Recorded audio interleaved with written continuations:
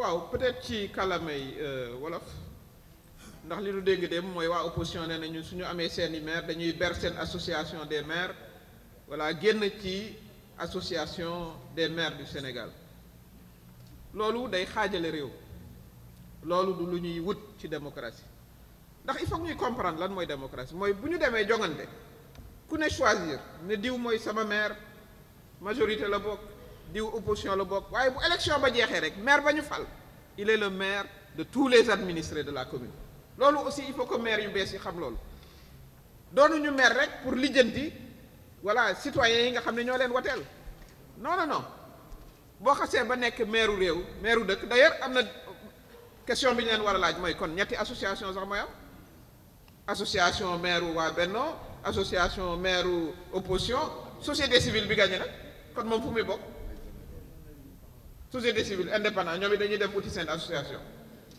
non loolu day féewale day diviser réew il faut aussi que ñun ñi ne ci politique bi ñu am sens des responsabilités démocratie bi ñi ko suñu mag ñi joxe woon suñu maam yi nit ñu ko joxee en héritage ñun noonu lañ ko war a transmettre aux plus jeunes générations nañu dépassionné voilà xam ne une fois que vous êtes élu d'ailleurs le maire il est représentant de l'État loolu yi dañ koy fàtte maire bi représentant de l'État la maire bi li muy liggéeyee parce que boobu bu fekkoon ne dañu pousse logique bi da nga naan association maire de l'opposition mais budget wu état la bëgg kon kay da ngeen di wuti budget privé tamit non non ça il faut aussi vraiment ñu am maturité il faut que ñu am maturité il faut que ñu am maturité na doon benn AMS ci biir AMS ba vraiment d'ailleurs maire yi bu ñu ñëwee les débats c'est pas des débats politiques c'est des débats vraiment ci nu ñuy développer réew mi nu ñuy fexee ba indi vraiment ngëneel pour les populations infrastructures et cetera te loolu population yi nga xam ne ñoo leen fal ñoom bu ñu déggee loolu sax mbaa du ñu réccu sax seen i pal. Madame le Premier ministre, oui. le maire est responsable de la mise en œuvre dans sa ville de la politique de développement économique et social définie par jox ko benn maire nga voilà. Je dis que le maire est responsable de la mise en œuvre dans sa ville de la politique de développement économique et social définie par le gouvernement. C'est ça.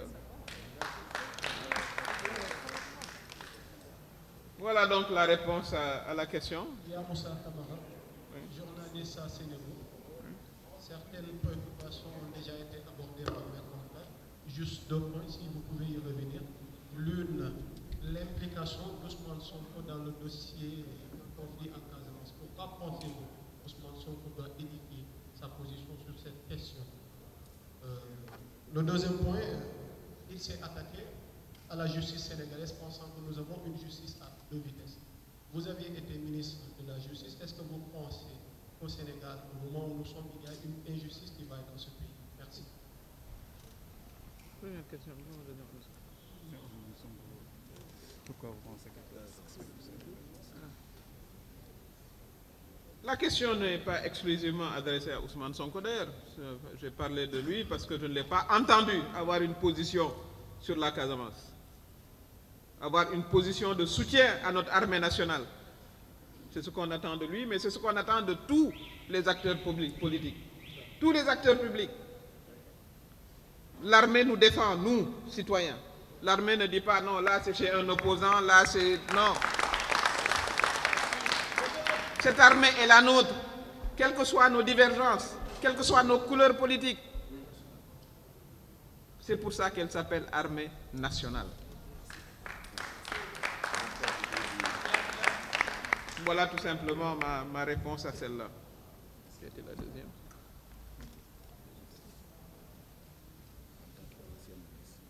La justice à deux vitesses. Je pense que voilà, les magistrats savent se défendre. Je n'ai pas besoin de le faire à leur place. Je peux juste vous dire qu'en tant que garde des Sceaux, j'ai eu à travailler avec eux, en des hommes de grande éthique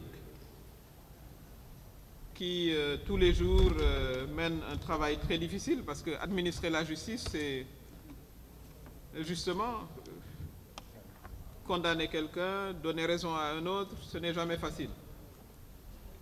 C'est d'ailleurs le seul département qui porte le nom d'une vertu, la justice.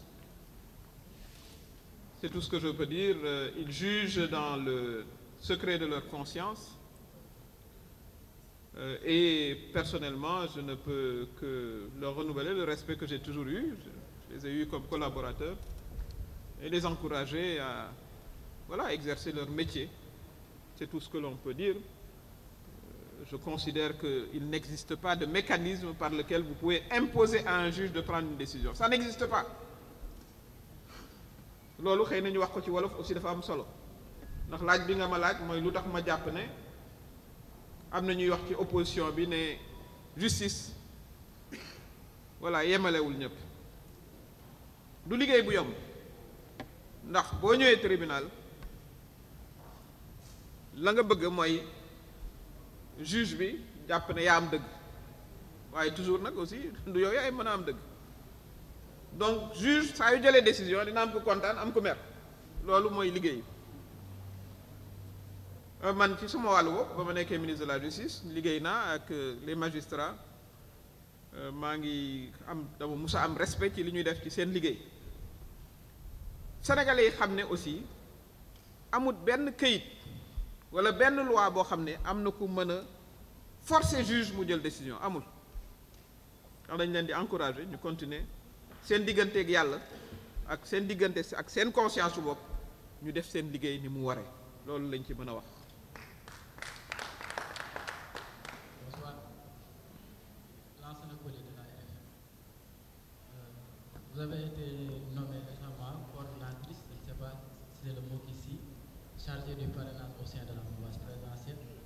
Comment vous comptez vous y prendre? Est-ce que le travail ne sera pas un peu plus compliqué que lors des dernières élections présidentielles? Comme vous l'avez dit, coordonner des parrainages, je crois qu'il y a 2 mots, c'est pas compliqué à expliquer en fait.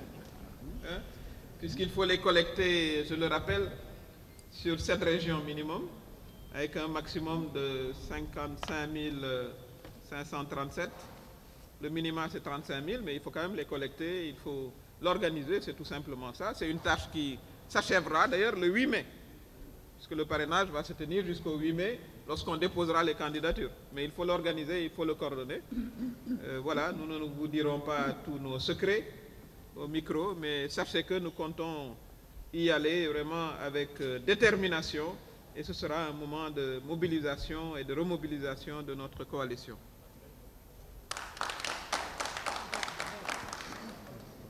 Bonsoir, j'avais 2 questions. La première portée sur le parrainage. Mon frère déjà posé cette question. La seconde porte sur l'affaire Sonko Adji Sarr. Comparé au procès fast-track de Khalifa Sall et Karim Wade, l'affaire Sonko, ce n'est pas une patate chaude pour l'État. Oui, je vous laisse la paternité du mot fast-track. La justice est administrée par la justice et délivrée par des juges et c'est à eux de faire leur travail. Je ne vois pas en quoi c'est une patate chaude. Comme je vous l'ai dit, nous, dans ce dossier, nous ne sommes qu'observateurs. Vraiment, xamuñu fan mooy yoonu bërëb ba naka la tuddati sax